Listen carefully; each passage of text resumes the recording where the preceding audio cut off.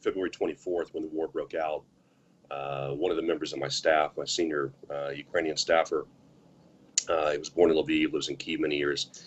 He went to the conscription office to enlist. And when he got there, and he was there probably by 9 o'clock in the morning, there was already a huge line of about 100 people outside the doorway. As he was walking towards the end of the line, he noticed about half the guys probably had some military experience before. The other half were, barbers and chefs and taxi drivers and so forth. And he said for him, the key moment when he knew Ukraine was going to fight and have a real chance to not only defend itself, but to win this war.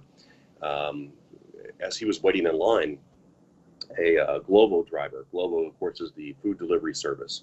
And these guys have these big backpacks that have food, and they deliver them around. And there was a Glovo driver on a moped, and he drove up.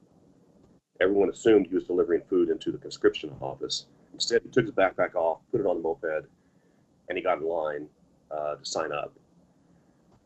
So if you think about it, if you have the equivalent of a Domino's pizza delivery guy enlisting to fight for his country, then you know that that country is going to survive and prosper eventually, because that's a huge investment in the future of Ukraine.